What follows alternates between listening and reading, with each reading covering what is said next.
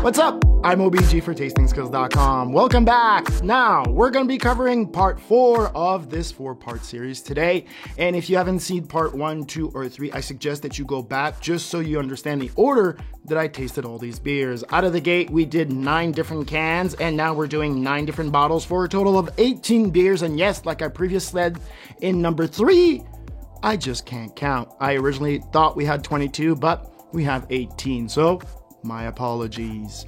All right, so let's jump in right away into these Mikkeller beers. We're going to start with, of course, the Mikkeller Triple Bocker Lager, brewed with raspberry, aged in bourbon barrel. This has an ABV of 11.2, and this vintage is 2019. And then we have the Mikkeller Last OG Russian Imperial Stout, aged in Weller bourbon barrels. This has an ABV of 14.3, and the vintage is 2020. Then I have Mikkeller Mikkeller 44 Imperial Stout with coffee, aged in 17-year-old cognac barrel. This has an ABV of 14.7, and the vintage is 2020. Then I have Remember Brunch. This Imperial Stout has coffee, maple syrup, and cinnamon, aged in Fitzgerald bourbon barrels. This has an ABV of 15%, and the vintage is 2020. Then we have Très Blonde Imperial Stout. This also has maple syrup and coffee, and this is aged in bourbon barrel. This has an ABV of 14.4, and the vintage is 2020. All right, with that out of the way, let's talk a little bit about the packaging. Now, like I previously said, these packagings are just impeccable. They actually give you all the ingredients, and they even give you the percentage of each extra ingredients they're putting in there. They're giving you the vintage. I mean, this is just quality packaging. They deliver the information clearly and properly. Like I previously said, I'm absolutely in love with the little figurines that they have on all of their packaging. This is just solid packaging. All right, now let's take a look at the tasting notes, but before that, do you want to taste like a pro? Head over to TastingSkills.com, put your name and email into the magical yellow box, and I will send you my free 17-page guide to the fundamentals of tasting. But only that, if you want to get a sober hat or a sexy sober t-shirt, once you have that in your cart at TastingSkills.com, you can put the promo code I'mOBG, and shipping will be free since it's on me. All right, so let's jump into this Triple Bocker. On the color, black to dark brown. On the nose, stunning nose of stout that is intermixed with raspberry, coffee, dark chocolate, cacao, cassis, currant, blackberry, licorice, and mocha. This is deep in complexity, as you even get some molasses and some soy sauce. On the mouthfeel, rich and thick layers of molasses that are mixed in with the raspberry that turns to licorice, coffee, mocha, toffee, chocolate that comes with a solid acidity that gives you all these wood tannin that just drive a super complex finish with tons of layers. The Triple Bocker here was a monster of complexity. It had everything going for itself. Yes, the wood tannins in there were really complex due to the aged in bourbon barrel. We don't know what kind of barrel they're using. That's not really important, but it did have a lot of alcohol, and that really didn't show. The acidity just pushed so many layers into this one. The length was insane. This was so good. Again, Mikkeller is just delivering crazy beer. All right, let's move on to the next one, the Last OG. On the color, black to dark brown. On the nose, the wheated bourbon barrel is the first thing that you get, as the alcohol on here is high. Once you get past that, you get a rich imperial stout, but the bourbon notes are very present on this nose. On the mouthfeel, deep layers of mocha, dark chocolate, licorice, anise star, coffee that is complex. And right after that, you get this acidity that drives the wood tannins of the Weller barrel. The alcohol doesn't show itself on the palate, as it delivers real balance, even for beer with high ABV. The finish is solid and delivers length. This is well balanced. The Last OG 2020 was really solid. Between the wheated bourbon barrel and the brandy barrel, this had a lot of complexity. 14.3 in alcohol here. Big, but it didn't really show itself.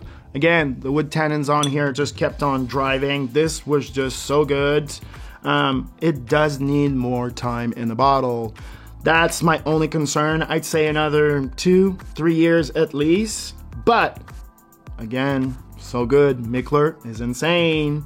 All right, let's move on to Mikkel 44. On the color, black to dark brown. On the nose, complex wood tannins of oak that push you into layers of cognac that is mixed in with coffee.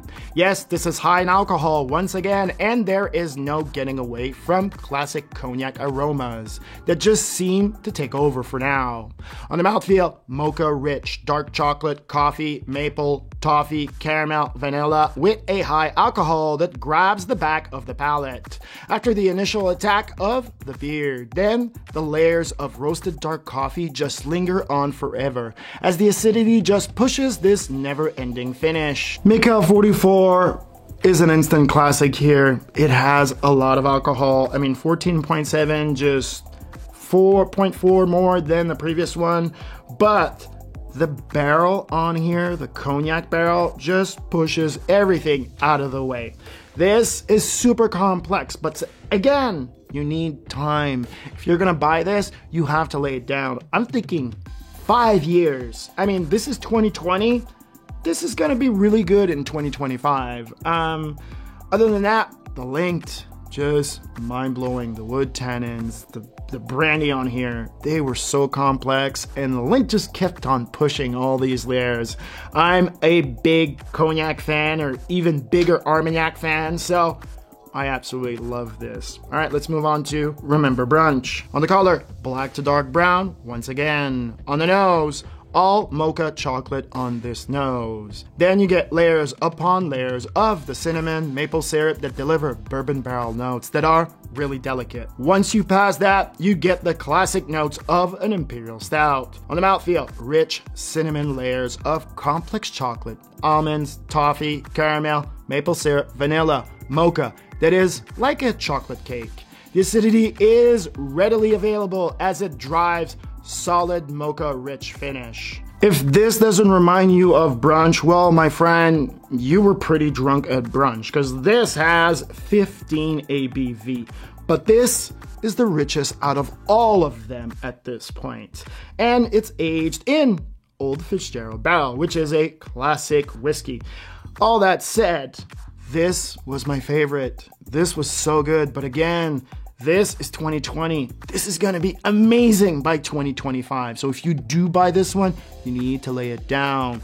But just smelling the bottle right now, whew, it is amazing. The nose on here is just mind-blowing. All right, let's move on to the last one, the Tres Blanc Imperial Stout. On the color, black to dark brown once again.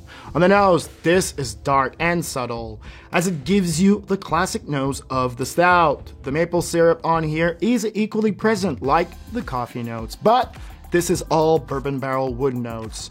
On the mouthfeel, this is once again subtle, and the alcohol is present at this point. This is more closed on the palate than I would have expected. There is some really good Imperial Stout note, but this beer is too tight right now. This Tres Blanc has 15.4% alcohol.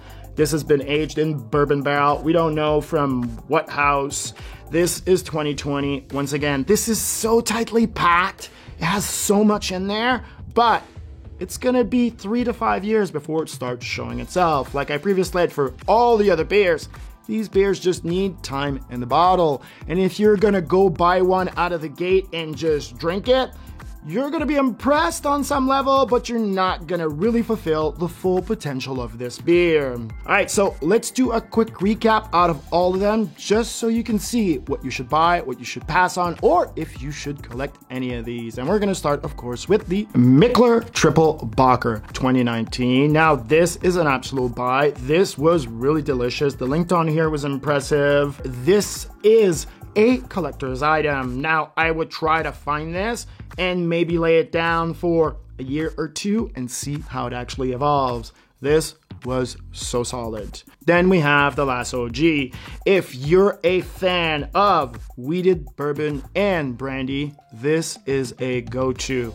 This, again, mind-blowing.